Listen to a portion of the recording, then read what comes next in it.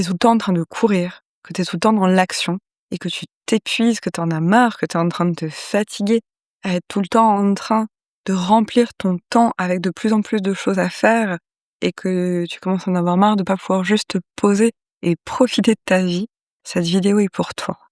Je m'appelle Elsa, je suis psychologue depuis 10 ans et en ce moment, je suis en train de guérir ma propre tendance à la suractivité. Et dans cette vidéo, j'ai envie de te partager mon parcours pour te montrer d'où ça peut venir aussi chez toi. Comment est-ce que je suis en train de faire pour guérir ça chez moi, pour t'inspirer, que tu puisses mieux comprendre aussi ce qui t'arrive et que tu puisses comprendre quelles sont les solutions. Donc je suis psychologue depuis 10 ans et mon travail, c'est vraiment d'aider mes patients à sortir de ce genre de situation, mais ça veut aussi dire que je fais un travail sur moi-même depuis plus de 20 ans et que je me connais très bien et j'en arrive à un point où même si je continue à avoir une psychologue, j'arrive à vraiment moi-même, avec les techniques que je connais, que j'utilise avec mes patients, à les appliquer à moi-même dans beaucoup de situations et à faire moi-même ce parcours quand je vois que j'ai des choses à régler, quand je vois que j'ai des problèmes dans mon quotidien, dans ma vie qui m'empêchent d'avancer, je vais me demander d'où ça vient, je vais essayer de comprendre d'où ça vient dans mon histoire et je vais pouvoir guérir ça chez moi pour avancer. Et donc, si ça t'intéresse, je vais vraiment te partager ça aujourd'hui. Donc, ce qui se passe en ce moment, c'est que je suis dans une situation où je travaille énormément depuis quelque temps. C'est-à-dire que j'ai mon activité, où je reçois des patients et à côté de ça, j'ai commencé à travailler sur les réseaux depuis quelque temps et j'adore ça, ça me passionne. Je suis vraiment heureuse du travail que je fais, c'est vraiment quelque chose que je ressens comme étant un appel et en même temps, bien sûr, ça fait remonter énormément de peurs et énormément de vieux schémas et donc je me retrouve à avoir un certain nombre de jours par semaine où je travaille, avoir des patients à mon cabinet, 2 jours par semaine où je travaille à mon activité, de création de contenu et en plus de ça, j'ai un enfant de 5 ans et donc du coup, je me retrouve dans une situation où ça fait quelques années que j'ai cette sensation de courir après le temps, d'être tout le temps, tout le temps, tout le temps dans quelque chose où j'ai jamais le temps. Je suis tout le temps en train de stresser et j'alterne comme ça entre des périodes où je lâche tout, où j'arrive à me reposer, quand même à prendre soin de moi parce que je suis quand même suffisamment en lien avec moi pour arriver à prendre ces moments. Mais à plein d'autres moments, en fait, je rattrape le truc et je suis dans une espèce de course où j'ai l'impression, de tout le temps être en train de regarder l'heure et de devoir, me dépêcher, en fait et d'avoir cette pression temporelle. Et récemment, je me suis dit: «Non, là, vraiment, c'est plus possible. J'ai envie de pouvoir profiter de ma vie».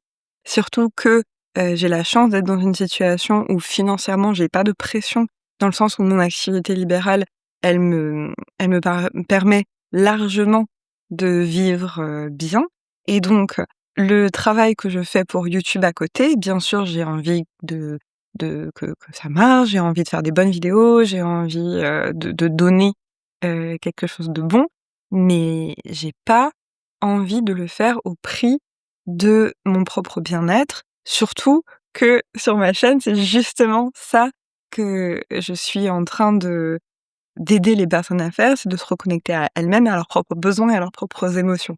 Et donc du coup, je me suis dit: «Voilà, là, c'est vraiment quelque chose que je veux arrêter de faire». Et je me suis demandé: «Mais pourquoi je fais ça?» Et j'ai commencé à voir que dans ma famille, c'est un schéma qu'on a tous. Mes 2 parents ainsi que ma petite sœur sont tous les 3 dans ce schéma où ils travaillent énormément. Alors les 3 comme moi, ils font quelque chose qu'ils adorent, mais par contre, j'ai toujours vu mes parents travailler le soir, le week-end, comme je fais actuellement, en fait. Et donc, je me suis dit: «Mais qu'est-ce qu'on est en train de faire?» Et je vois qu'on est tous à travailler comme si on était en situation de survie, alors que clairement, si on travaillait moins, eh bien, il ne se passe rien de grave. Peut-être que le travail avance un peu plus lentement, mais ça ne fait de mal à personne et ça va pas être une menace pour notre survie du tout. Donc pourquoi est-ce que on travaille comme ça aussi fort alors que c'est, pas du tout de l'ordre de la survie, mais on le fait comme si c'était de l'ordre de la survie. C'est comme si on était angoissé de pas de pas pouvoir travailler autant. Et je pense que c'est une problématique que beaucoup de gens ont. Je vois bien, que ce soit les gens autour de moi ou bien mes patients, des personnes qui sont sans cesse en train de travailler, qui donnent pas forcément autant de temps qu'ils voudraient à leur famille, à leurs amis, à eux-mêmes, parce qu'ils sont sans cesse dans l'action et qui me disent: «Je n'arrive pas à m'arrêter». En fait, si je me pose, eh bien, je me sens pas bien. Il faut toujours que je sois en train de faire quelque chose. Je n'arrive pas à ne pas être tout le temps, tout le temps. Et c'est des gens qui se mettent plus d'activités, qui se mettent plus de travail. S'il y a du temps, ils vont le remplir. Ils vont pas réussir à se poser. Et donc, d'où ça vient, ce schéma? Ça peut venir de plusieurs choses différentes, mais c'est tout le temps un peu les mêmes choses qui reviennent. La première chose qui revient souvent, c'est tout simplement, c'est pas possible de se poser. C'est pas possible d'être avec moi-même et je suis dans l'activité, dans l'hyperactivité perpétuelle parce que, tout simplement, si je me pose, eh bien, je me sens mal. Et il y a vraiment cette idée que, en fait, en effet, si je me pose, je vais être avec moi-même. Et si je suis avec moi-même, je vais devoir faire face à qu'est-ce qui se passe en moi. Parce que si je me pose et que j'ai rien entre moi et moi-même, j'ai pas une activité, j'ai pas quelque chose à faire, j'ai pas, voilà. Si je suis juste avec moi-même et que je me pose tranquillement, calmement, eh bien, il y a tout qui va remonter. J'ouvre un espace où tout ce qui est en moi peut remonter et tout ce que je veux pas forcément voir de ma situation actuelle, de mes émotions, peut-être de mon passé, toutes les choses que je veux pas voir, eh bien, elles vont remonter. Donc, première fonction de l'hyperactivité, c'est ne pas voir ce qui est là. Et souvent, c'est mêlé à ça, l'hyperactivité. Et là, c'est vraiment ça que j'ai vu aussi chez moi. C'est comment est-ce que le fait de tout le temps être dans l'action, et surtout une action professionnelle, comment est-ce que ça sert à me prouver ma propre valeur? Et derrière ça, me prouver que j'ai ma place et que j'ai le droit d'exister. Et je vois qu'il y a vraiment, vraiment cette problématique-là dans ma famille et chez moi. Et je pense que tu pourras peut-être aussi ressentir ça et t'identifier à ça également. Comment est-ce que, mais oui, en fait, si je suis tout le temps en train d'agir, eh bien, je vais pouvoir montrer que j'ai de la valeur. Par mon action, je vais pouvoir montrer que je suis utile. Je vais pouvoir, alors si on fait des choses qui sont directement utiles, par exemple, tout ce qui est tâches ménagères, il y a des personnes qui sont tout le temps, tout le temps, tout le temps en train de faire des choses pour les autres, de faire des tâches ménagères, de faire et cetera. Bah, en fait, pour se montrer elles-mêmes et se convaincre que, ben oui, en fait, elles sont utiles et qu'elles ont le droit d'être là et qu'elles ont leur place et cetera. Et puis dans mon métier, il y a aussi quelque chose comme ça. Et puis là, je vois aussi que la chose pour laquelle je suis en train de m'épuiser, c'est mes contenus sur les réseaux sociaux. Et donc c'est aussi, est-ce que j'ai le droit d'être vue? Est-ce que j'ai une place? Est-ce que j'ai une légitimité à exister? Et ça, je vois bien les résonances que ça a dans ma propre enfance, dans ma propre famille. Comment est-ce que tout ça, ça a été difficile, en fait, quand j'étais enfant, d'avoir une place. Et comment est-ce que avoir sa place dans ma famille, comme dans beaucoup de familles, bien sûr, ben, c'était pas évident. Comment mes parents n'avaient pas eu vraiment leur place dans leur propre famille et que du coup, ils avaient difficilement pu faire une place à leurs propres enfants. Et donc du coup, tout ça, je suis en train de le voir et je suis en train de me dire: «Là, c'est fini, quoi. Il faut que j'arrête ça. Je veux plus garder ce schéma. Je suis en train de mettre des choses en place pour que ce schéma, je puisse, le bouger, le changer, l'accueillir, accueillir les parts de moi qui ont souffert de ça, accueillir les parts de moi qui n'ont pas été vues, qui n'ont pas eu leur place et changer la croyance émotionnelle que j'avais de «je n'ai pas de place» en une croyance qui est «j'ai une place, j'ai le droit d'exister et je n'ai pas besoin de quoi que ce soit pour prouver ma valeur. J'ai déjà de la valeur telle que je suis et j'ai pas besoin ni de travailler tout le temps, ni d'avoir un certain nombre d'abonnés ou de vues ou de validations ou pour me sentir légitime à exister». Donc là, je suis vraiment en train de faire ce travail et ça commence aussi par le fait de me dire: «Là, en fait, si j'attends toujours l'étape d'après pour me dire: "Là, je peux enfin me poser", eh bien, ça n'arrivera jamais». C'est-à-dire que là, je suis dans un point de ma vie où j'ai la chance de me dire que parce qu'on peut toujours se dire: «Quand il y aura ça? Quand j'aurai ça, je pourrai me détendre. quand j'aurai acheté la maison, quand j'aurai mes enfants, quand j'aurai tel métier, quand j'aurai tant d'argent sur mon compte en banque, quand j'aurai, rencontré, un ou une partenaire et cetera, là, je pourrai enfin me détendre. Là, je pourrai enfin profiter de la vie. Là, je pourrai enfin vraiment commencer à vivre tel que je le veux. Et en fait, eh bien, ça n'arrive jamais si on ne prend pas la décision que c'est bon, en fait. Et c'est vraiment comment est-ce qu'on sort du mode survie? Comment est-ce que on va arrêter de se dire: «Quand j'aurai enfin ça, je pourrai sortir du mode survie et commencer à vivre», mais en fait, se dire: «Là, il faut que j'informe mon corps, il faut que j'informe mon cerveau que c'est plus une question de survie». Que là, c'est vraiment juste une question de: «En fait, je fais ça parce que ça me plaît. Je fais ça parce que ça m'inspire. Je fais ça parce que ça m'importe, mais c'est pas une question de survie. J'ai pas besoin de ça». Sauf que bien sûr, comme on est en train encore de rejouer des choses de l'enfance de: «J'ai besoin de ça pour me valider que j'ai le droit d'exister», là, on est dans la survie. Quand on est dans «je dois me prouver que j'ai de la valeur, je dois me prouver que j'ai ma place», là, on est encore dans la survie. Et donc je me suis rendu compte que l'anxiété que j'avais autour de ça, le fait de toujours travailler plus et cetera, ça venait parler de ça venait parler de «je suis encore en mode survie» et ben, bien sûr, ça me convient pas. Donc, je vais t'expliquer ce que je suis en train de mettre en place, ce que j'ai déjà mis en place et ce que je suis en train de mettre en place pour sortir de ça. Déjà, intellectuellement, j'ai pris le temps de vraiment poser tout ça, de vraiment comprendre la situation que je viens de t'expliquer et j'ai pris la décision intellectuellement. Ça veut pas dire qu'émotionnellement, c'est acquis au début, hein, mais il faut déjà le poser intellectuellement, être clair avec le fait que: «OK, j'ai déjà ma place et en fait, mon but là maintenant, c'est de profiter de ma vie maintenant, de sentir que j'ai ma place maintenant et de m'organiser maintenant pour avoir plus de temps». Avant, j'étais dans un rythme où j'étais à 2 vidéos par semaine, 2 vidéos longues plus 2 shorts, sachant que j'ai un plein temps à côté et un enfant de 5 ans et très honnêtement, c'était très ambitieux. Je réussissais à tenir le rythme, mais au prix, ben, de cette anxiété, en fait. Et c'est vraiment si tu es dans ce fonctionnement où tu es dans l'hyperactivité, il y a un moment donné ou un autre où tu vas devoir ralentir le rythme, où tu vas devoir lâcher certaines activités pour te faire du temps à toi-même. Et donc, moi, ce qui était évident dans comment me faire du temps à moi-même, c'était repasser à 1 vidéo par semaine pour me mettre moins de pression. Et j'ai décidé de bloquer des temps qui étaient des temps non négociables où je passais du temps avec mon fils. Parce que du coup, je passais moins de temps avec mon fils. J'avais plus mes mercredis, alors qu'avant de commencer les réseaux, j'avais les mercredis avec mon fils. Donc ça, c'est aussi quelque chose que j'ai décidé de faire parce que pour moi, profiter de la vie, c'est aussi prendre plus de moments avec moi-même, avec mes amis, mais bien sûr aussi en famille.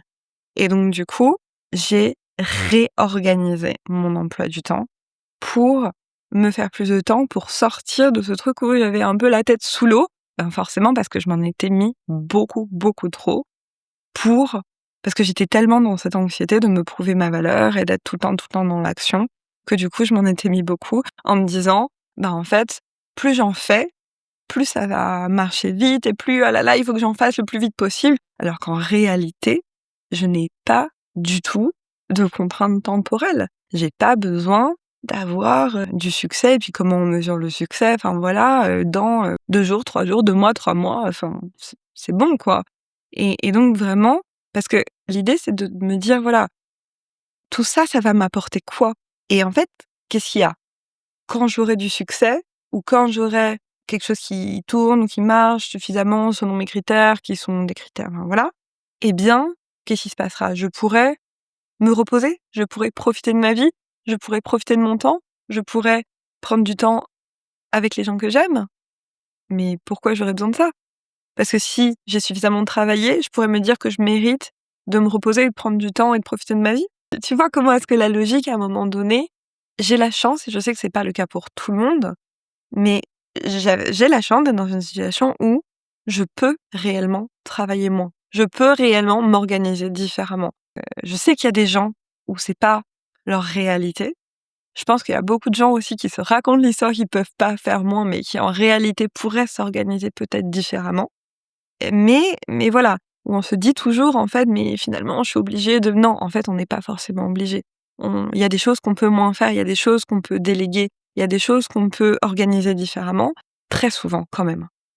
Et donc, là je me suis dit: «C'est maintenant en fait qu'on profite». Donc ça c'est la première chose, j'ai réorganisé mon emploi du temps avec l'idée que c'est maintenant que je profite de ma vie et pas le jour où j'aurai réussi je sais pas trop quoi. La deuxième chose que, j'ai mis en place, c'est des affirmations. Parce que en fait, l'idée, c'est comment est-ce que je regarde la croyance que j'ai besoin de bouger. Là, j'ai vu que la croyance fondamentale, c'était vraiment l'idée de pas avoir ma place ou d'avoir ma place. J'aurais pu le dire différemment: «J'ai de la valeur» et cetera, je me reconnais et donc l'affirmation avec laquelle j'ai décidé de travailler, c'est: «J'ai ma place». Et donc ça, c'est quelque chose que je me répète, que j'essaie de ressentir. J'essaie de ressentir aussi comment ça fait, là, maintenant, si j'imagine que je suis déjà quelqu'un qui sait qu'elle a sa place, donc de poser ça en moi et de voir comment ça fait dans mon corps, de sentir que j'ai déjà ma place, comment ça fait, émotionnellement, quelles pensées j'ai, comment est-ce que je rentre en lien avec le monde et cetera. Et si tu veux plus d'informations sur comment utiliser les affirmations pour changer sa vision de soi et ses croyances sur soi-même, j'ai plusieurs vidéos, mais je te les mets là, j'ai une playlist. Et donc, de commencer à mettre en place cette affirmation «j'ai ma place», ça me permet déjà d'ancrer cette croyance, mais aussi, ce que ça fait, je sais que peu de gens utilisent les affirmations comme ça, mais moi, c'est comme ça que je le fais. C'est-à-dire que dire «j'ai ma place», oui, ça va faire ancrer ça, mais également, ça va faire ressortir toutes les parts de moi vulnérables qui pensent qu'elles ont pas vraiment leur place. Toutes les parties de moi enfant, toutes les parties enfant intérieur blessées qui n'ont pas vraiment été reconnues, à qui on n'a pas donné de place, qui n'ont pas été acceptées, à qui on a dit qu'elles devraient être autrement et cetera. Et en fait, ce que je fais aussi beaucoup, c'est de l'auto-guérison de l'enfant intérieur. Alors ça, j'ai pas encore, vraiment fait de vidéo dessus, mais à un moment donné, je vais le faire parce que c'est vraiment important. Comment est-ce qu'on peut rentrer en lien avec notre propre enfant intérieur pour venir se reparenter? Et je vais venir, visualiser, des parties de moi à certains âges. La petite Elsa à 3 ans, la petite Elsa à 6 ans, la petite Elsa à 8 ans, en me souvenant peut-être de souvenirs que j'ai vécus à ces âges-là. Et en fait, je vais venir rencontrer ces parties de moi pour leur donner ce dont elles ont besoin. Avec ma partie adulte, je vais venir, comme à un ou une enfant que j'aime, leur donner si elles ont besoin, d'être vues, si elles ont besoin d'être réconfortées, si elles ont besoin, d'être protégées, si elles ont besoin d'entendre des choses, d'être validées, d'être reconnues, et ben, je vais donner tout ça à toutes ces parties de moi-même. Et donc ce processus-là de reparentage, ça permet vraiment, très en profondeur, de venir guérir les choses qui, chez nous, peuvent ne pas être, tout à fait, tranquilles. Donc ça, c'est aussi un travail que je fais, un peu tous les jours en ce moment, pour vraiment travailler. Et en fait, c'est vraiment quelque chose où ce travail, je le fais petit à petit et un peu tous les jours et où je sens que ça se pose de plus en plus. Et en fait, à partir du moment où on vient, travailler comme ça une problématique et c'est quelque chose où j'ai des cycles comme ça, où je vois, dans ma vie personnelle qu'il y a une problématique qui se pose, parce que c'est quelque chose qui m'empêche d'avancer dans ma vie. Et en fait, il y a plein de choses qui vont remonter et pendant quelques temps, bah, en fait, ça va être là, quoi. Je vais avoir plus de ressenti, je vais prendre plus conscience des choses, les choses, elles vont plus se voir même dans mes relations avec les autres. Et en fait, tous mes schémas négatifs, ils vont remonter parce que comme je suis en train de faire de l'espace pour ça, comme je suis en train de prendre conscience, je vais parfois même plus avoir d'anxiété ou de tristesse ou de colère liée à ce que je suis en train de travailler. Mais en fait, ça me permet de voir ce qui est là. C'est le processus normal, hein, quand on travaille une problématique. Il y a tout qui remonte parce qu'on fait de l'espace à ça.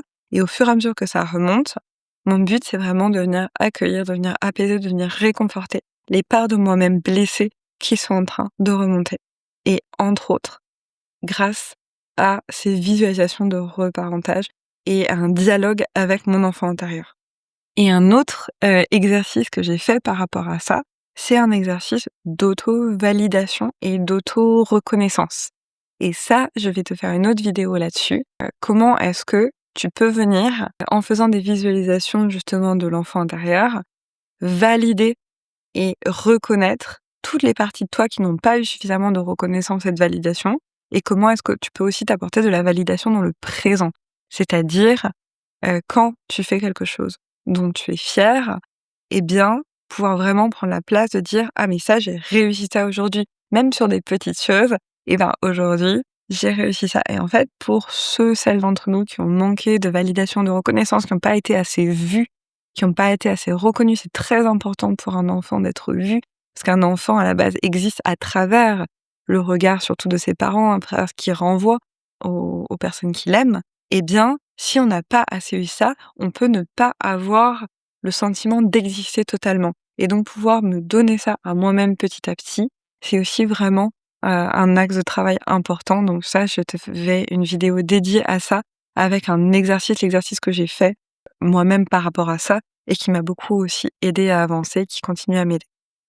Donc voilà, j'espère que cette vidéo t'aura aidé à comprendre un peu comment est-ce que toi aussi tu peux faire pour sortir de cette spirale infernale où on s'active et où on est sans cesse en train d'agir au lieu de pouvoir se poser.